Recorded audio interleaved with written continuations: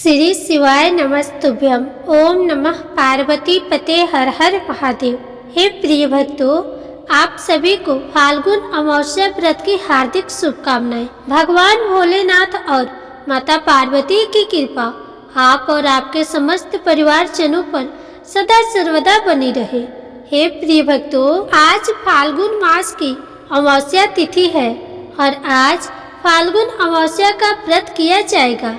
आज के इस वीडियो में आप सभी श्रोतागण अमावस्या व्रत कथा का श्रवण करेंगे, तो कथा को पूरी श्रद्धा एवं प्रसन्नचित मन से पूरा अवश्य सुनिएगा। हे प्रिय भक्तों, इस कथा को सुनते या पढ़ते समय आप अपने हाथ में लाल पुष्प रखें और जब कथा समाप्त हो जाए तो पूरी श्रद्धा के साथ भगवान के चरणों में इस पुष्प को अर्पित कर दे। तो आइए श्री गणेश भगवान का स्मरण करते हुए कथा को सुनते हैं। जय श्री गणेशाय नमः।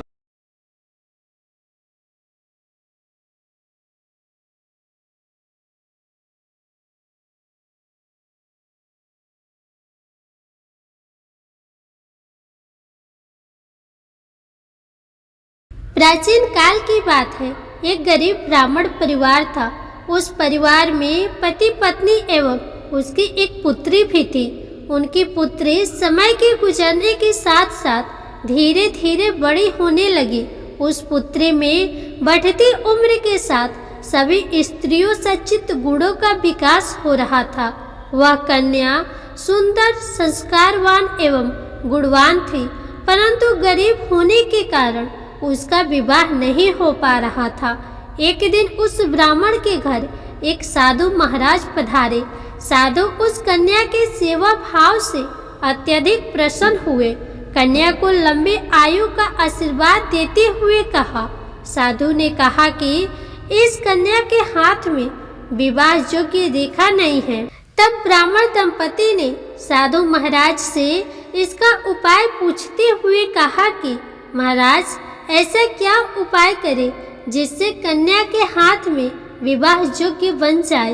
तब साधु महाराज ने कुछ देर विचार करने के बाद अपने अंतर्दृष्टि में ध्यान करके बताया कि कुछ ही दूरी पर सोना नाम की एक धोबिन महिला अपने बेटे और बहू के साथ रहती है, जो बहुत ही आचार विचार एवं संस्कार संपन्न तथा पतिपरायण है। यदि यह सुकन्या उस धोबिन की सेवा करे और वह महिला इसकी शादी में अपने मांग का सिंदूर लगा दे तथा उसके बाद इस कन्या का विवाह हो जाए, तो इस कन्या का वैधव्य योग मिट सकता है।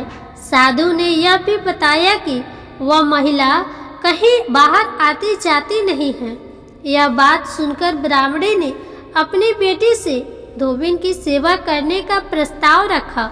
अगले दिन से ही कन्या प्रातः काल से ही उठकर सोना धोबिन के घर जाकर साफ सफाई एवं अन्य सारे कार्य करके वापस अपने घर आने लगी। एक दिन सोना धोबिन अपने बहू से पूछती है कि तुम तो सुबह ही उठकर सारे कार्य कर लेती हो और पता भी नहीं चलता। बहू ने कहा, माँ जी, मैंने तो सोचा कि आप ही सुबह उठकर सारे काम खुद ही खत्म कर लेती है। मैं तो देर से उठती हूँ। यह सब जानकर दोनों सास बहू घर की निगरानी करने लगे कि वो कौन है जो सुबह ही घर का सारा काम करके चला जाता है। कई दिनों के बाद सोना धोबी ने देखा कि एक कन्या अंधेरे में मुंह ढके घर में आती है और सारे काम करने के बाद वापस चली जाती है। जब वह जाने लगी तो सोना धोबिन उसके पैरों पर गिर पड़ी और पूछने लगी कि आप कौन हैं और इस तरह छुपकर मेरे घर की चाकरी क्यों करती हैं। तब कन्या ने साधु द्वारा कही गई सारे बात बताई। सोना धोबिन पतिपरायण थी, अतः उसमें तेज था। वह तैयार हो गई। सोना धोबिन के पति थोड़ा अस्वस्थ थे, तो उसने अपनी बहू से अपने लौट आने तक घर पर ही रहने को कहा। सोना धोबिन जैसे ही अपने मांग का सिंदूर उस कन्या के मांग में लगाया, फिर उस सोना धोबिन का पति मर गया। उसे इस बात का पता चल गया। वह घर से निर्जल ही निकली थी, यह सोचकर कि रास्ते में कहीं पीपल का पेड़ मिलेगा तो उसकी पूजा करके और उसकी परिक्रमा करके उसके बाद ही जल ग्रहण करेगी। उस दिन सोमवती अमावस्या थी। उसने पीपल के पेड़ का 108 बार परिक्रमा करी और उसके बाद जल ग्रहण किया। ऐसा करते ही उसके पति के मृत शरीर में वापस जान आ गई। सोना धोबिन का पति फिर से जीवित हो गया।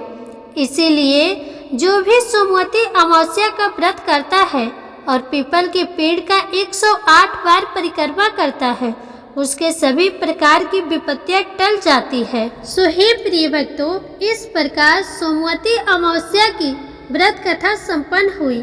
प्रेम से बोलिए शंकर भगवान की जय, अमावस्या माता की जय। प्रिय श्रोतागण, अमावस्या की तिथि पर अमावस्या माता की कथा सुनी जाती है, तो आइए और अब आप सुनिए अमावस्या माता की कथा। पौराणिक कथा के अनुसार एक गांव में सास और बहू अकेले रहती थी और उनका बेटा विदेश कमाने के लिए गया हुआ था। सास और बहू बहुत प्रेम से रहते थे। दोनों एक दूसरे की देखभाल भी करते थे। एक दिन बहू ने खाना नहीं खाया, तब सास बहू से पूछने लगी कि बेटा, आज तुमने खाना क्यों नहीं खाया? तब बहू कहने लगी कि सासू माँ, आज मेरा अमावस्या माता का व्रत है, इसलिए मैंने खाना नहीं खाया। तब सास ने कहा कि बहू, ये व्रत क्या होता है और इस व्रत को करने से क्या फल मिलता है, यह मुझे भी समझाओ। तब बहू कहने लगी कि सासू माँ, अमावस्या माता का व्रत करने से बहुत पुण्य मिलता है। घर में अन्न धन बना रहता है, सुख शांति बनी रहती है और अटल सुहाग मिलता है, पुत्र की प्राप्ति होती है। इसी तरह से 3 पनौती अमावस्या माता का व्रत भी रखा जाता है। इस व्रत में हर वर्ष अलग अलग खाना खाया जाता है और विष्णु भगवान के मंदिर में चढ़ावा चढ़ाया जाता है या फिर किसी ब्राह्मण को दान दक्षिणा दी जाती है। इस व्रत में पहले साल शक्कर, घी और चावल से बना खाना खाया जाता है। पहले साल व्रत पूर्ण होने के बाद 1.25 किलो चावल और 1 कटोरी घी और 1 कटोरी शक्कर का दान किसी ब्राह्मण को दान दिया जाता है।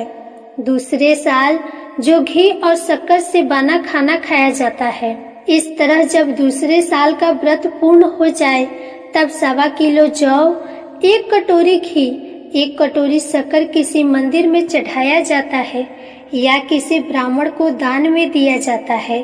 तीसरे साल गुड़, घी और तेल से बने व्यंजन खाए जाते हैं। जब तीसरे साल व्रत पूर्ण हो जाए तब 0.5 किलो तिल, गुड़ और 1 कटोरी घी किसी मंदिर में चढ़ाया जाता है या ब्राह्मण को दान में दिया जाता है।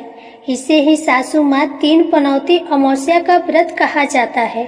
फिर बहू बताने लगी, माँ जी, इस व्रत का संकल्प लेने के बाद इसे पूरा करना जरूरी होता है।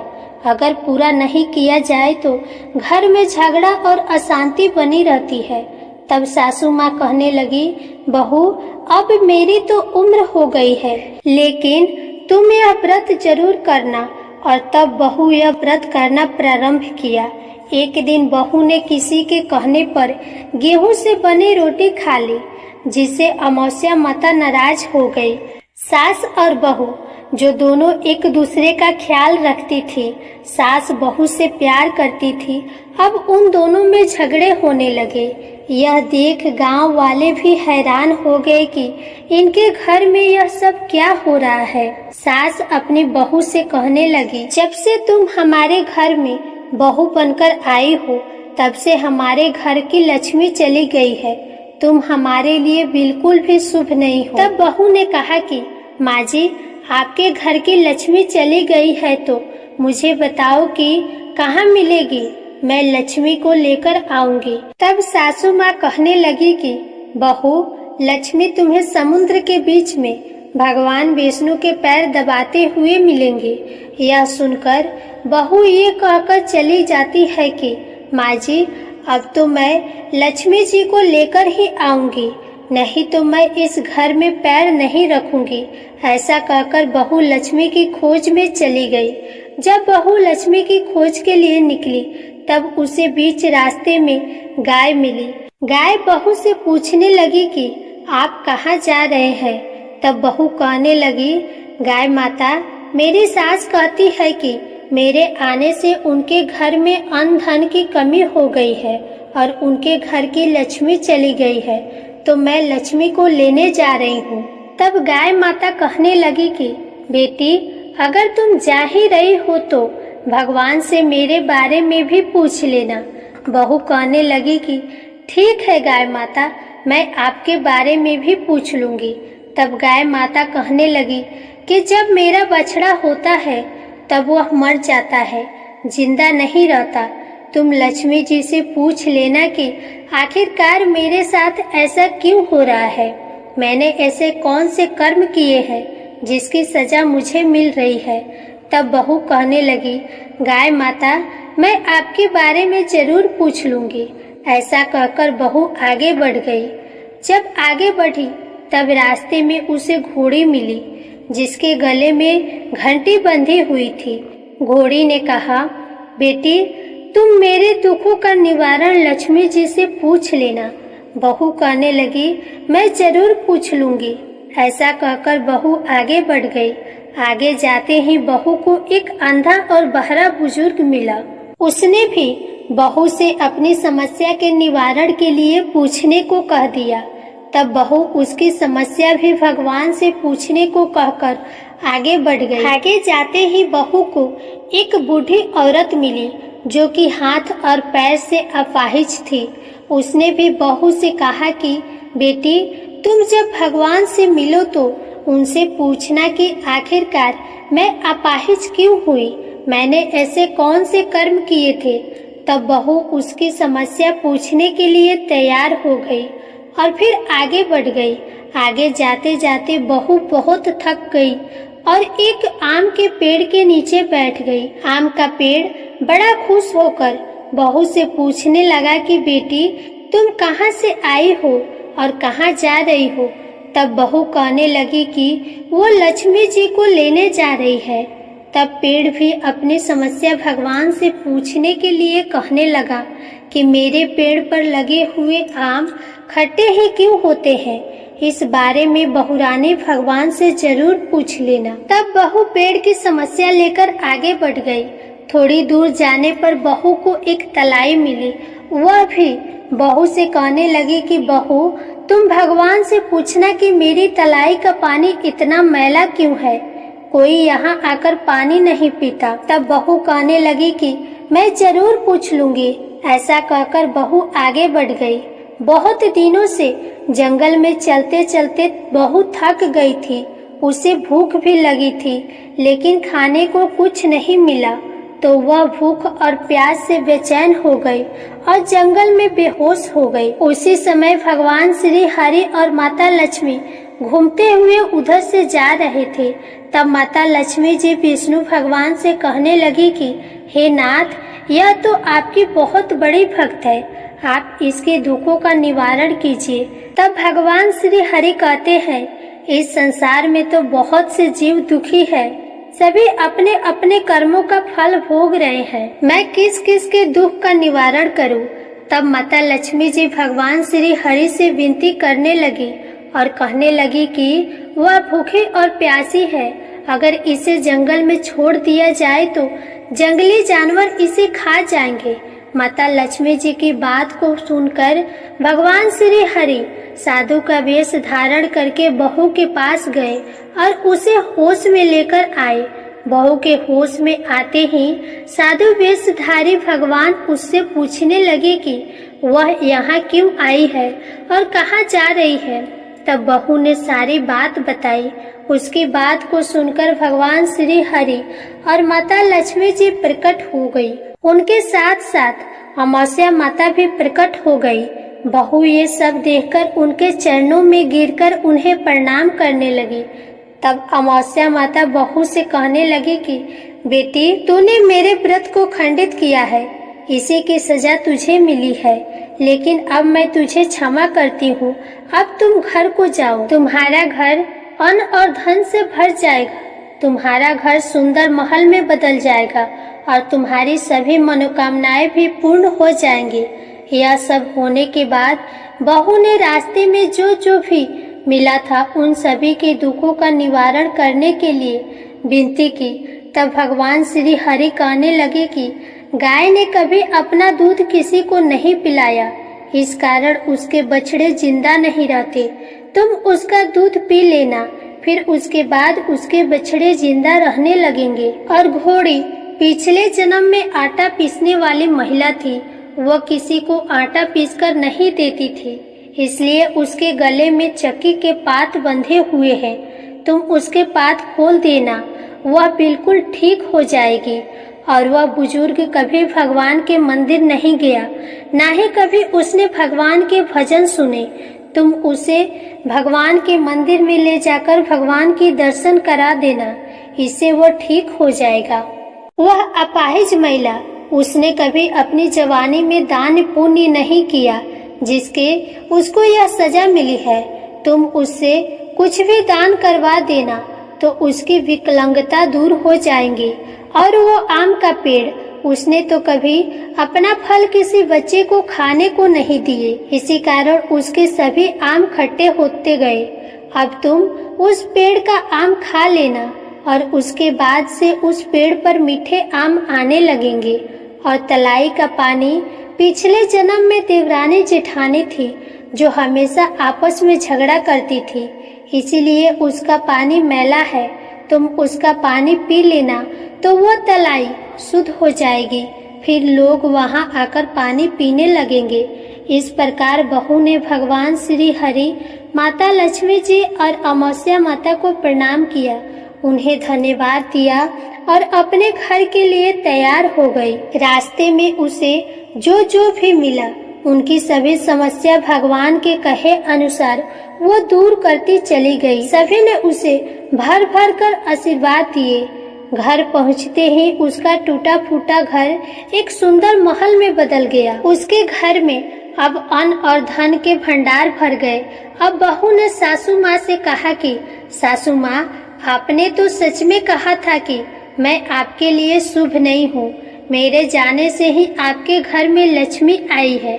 आप यहाँ रहिए, मैं मरने जा रही हूँ। तब सास ने कहा, बेटी, ये सब तुम्हारे अमावस्या माता के व्रत करने का फल ही है जो हमें मिला है। तुम यहीं पर रहो, तुम यहाँ से कहीं नहीं जाओगी। इस प्रकार सास और बहू खुशी खुशी रहने लगे।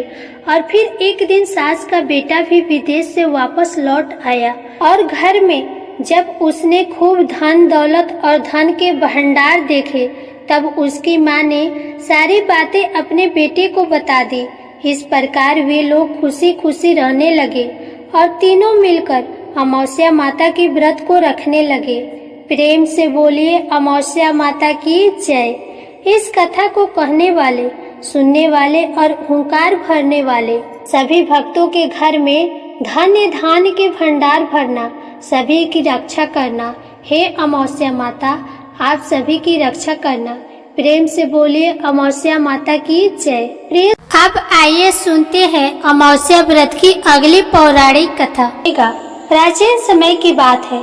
किसी गांव में एक गरीब ब्राह्मण और ब्राह्मणी रहते थे। वह शिष्टाचार से अपना जीवन व्यतीत कर रहे थे। उनके घर में किसी प्रकार की कोई कमी नहीं थी, परंतु उन्हें एक दुख था, और दुख यह था कि उनकी कोई संतान नहीं थी, जिस कारण वह बहुत दुखी रहते थे। एक दिन ब्राह्मण ने वन में जाकर तपस्या करने का निश्चय किया और ब्राह्मणी से कहा, मैं तपस्या करने के लिए वन में जा रहा हूँ। तपस्या समाप्त होने पर मैं वापस आ जाऊंगा। ऐसा कहकर वह वन की ओर चला गया। घने वन में जाकर वह कठोर तप करने लगा। कई वर्षों तक तप करने के बाद उसके मन में वैराग्य उत्पन्न हो गया और उसने अपना जीवन समाप्त करने की ठान ली। ऐसा सोचकर वो मरने को तैयार हो गया। उसी समय उसके समक्ष तेज प्रकाश से सुख अमावस्या देवी प्रकट हो गई और बोली, हे ब्राह्मण, तुम्हारे 7 जन्मों तक कोई संतान नहीं लिखी है, परंतु मैं तुम्हें 2 कन्याओं का वरदान देती हूँ। यह सुनकर ब्राह्मण उनके आगे हाथ जोड़कर खड़ा हो गया और उसके आंखों से अश्रु धारा बहने लगे। अब सुख अमावस्या माता आगे बोली, दोनों कन्याओं में से तुम एक का नाम अमावस्या रखना और दूसरी का नाम पूर्णिमा। अपनी पत्नी से कहना वह हर अमावस्या का व्रत करे और 1 कटोरी चावल भरकर दान करे। 1 साल तक तुम्हें ऐसा हर अमावस्या पर करना है। ऐसा कहकर देवी सुख अमावस्या अंतर ध्यान हो गई। सुख अमावस्या की बात सुनकर ब्राह्मण वापस अपने घर आ गया और अपनी पत्नी को उसने सारी बात बता दी। फिर अमावस्या आने पर दोनों पति पत्नी ने व्रत किया। कुछ समय बाद उनके घर में 2 कन्याएं उत्पन्न हुई। ब्राह्मण ने एक कन्या का नाम अमावस्या रखा और दूसरी कन्या का नाम पूर्णिमा रखा। जब वे कन्याएं बड़ी हो गई तो उनका विवाह हुआ। बड़ी बहन अमावस्या धार्मिक विचारों वाली थी। छोटी बहन पूर्णिमा भगवान में विश्वास नहीं रखती थी। बड़ी बहन के घर सुख समृद्धि का भंडार था। उसे संतान रत्न भी प्राप्त था, परंतु छोटी बहन पूनम के घर दुख और दरिद्रता का कोई अंत नहीं था। उसे कोई संतान भी नहीं थी। जब बड़ी बहन को छोटी बहन की दरिद्रता का पता चला तो वे अपनी छोटी बहन के घर गई और उससे कहने लगी, पूनम, तुम सुख अमावस्या का व्रत करो और पूजा कर उपवास करो। 1 साल तक 1 कटोरी चावल दान करो। ऐसा करने से तुम्हारे घर में सुख समृद्धि का वास होगा। पूनम ने बहन के कहे अनुसार हर अमावस्या का व्रत करा और 1 कटोरी भर चावल हर अमावस्या पर दान करा। देखते ही देखते पूनम के घर भी धन्य धान और सुख समृद्धि के भंडार लग गए। इस प्रकार जो भी व्यक्ति सुख अमावस्या का व्रत विधि पूर्वक करता है और अन्य दान करता है, उसके घर में सुख समृद्धि के भंडार लगे रहते हैं। तो प्रेम से बोलिए अमावस्या माता की जय। प्रिय श्रोतागण, इस कथा को कहने वाले, सुनने वाले और हुंकार भरने वाले सभी भक्तों के घर में धन्य धान्य के भंडार भरना, सभी की रक्षा करना। हे अमावस्या माता, आप सभी की रक्षा करना। प्रेम से बोलिए अमावस्या माता की जय। प्रिय श्रोतागण, वीडियो अच्छी लगी हो तो इसे लाइक करें और चैनल को सब्सक्राइब करें। साथ ही कमेंट बॉक्स में अमावस्या माता की जय जरूर लिखें। जय श्री कृष्णा। राधे राधे।